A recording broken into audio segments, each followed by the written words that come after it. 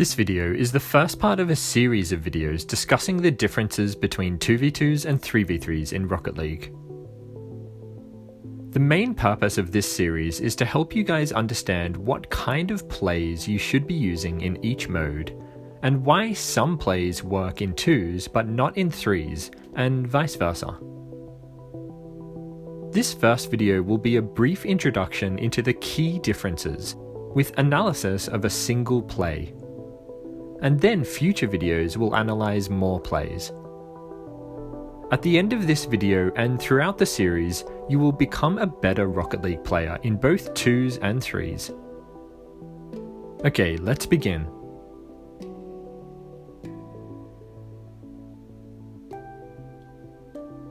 So the first thing I want to do is to just broadly define the two modes in terms of what you should be focused on in your gameplay. In their essence, 2v2s is all about solo plays, and 3v3s is all about passing plays. Why is this the case? Well, here's how I look at it. In 2s, there's only one other player on your team, so passes are almost always too dangerous to attempt. Because if the pass fails, you're almost guaranteed to get scored on, because there's no one back to defend.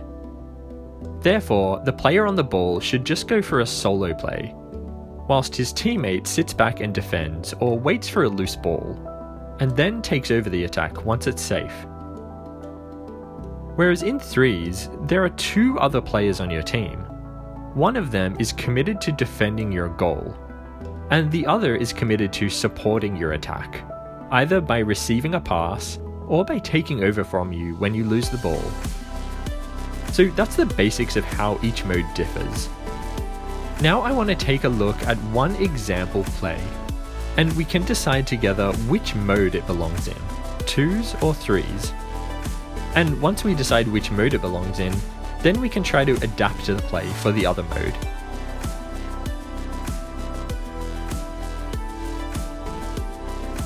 So here's the play.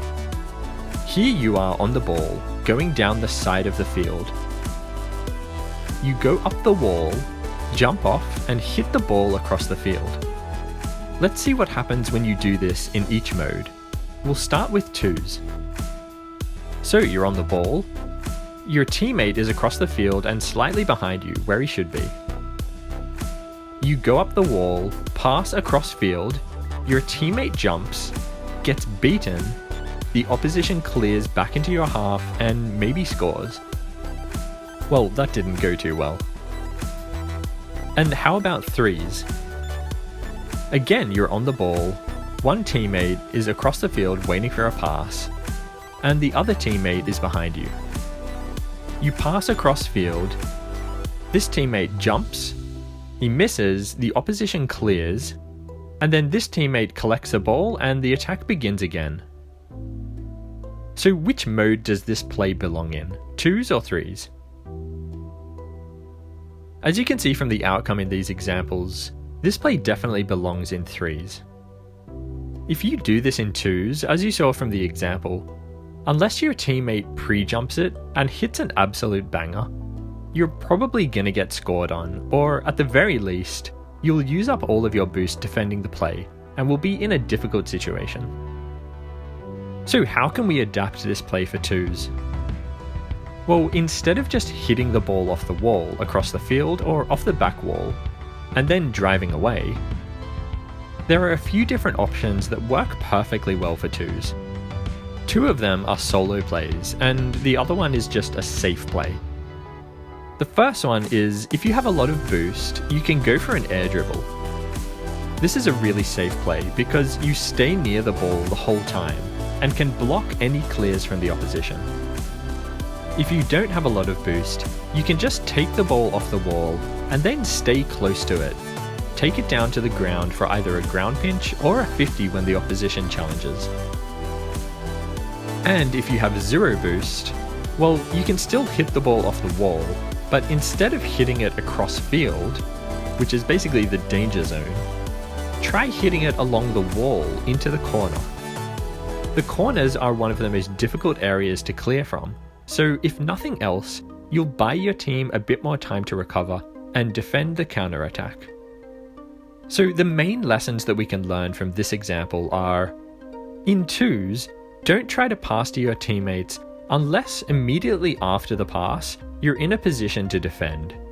If not, don't pass, because you might tempt your teammate to challenge for the ball, and if he misses, you're gonna concede a goal.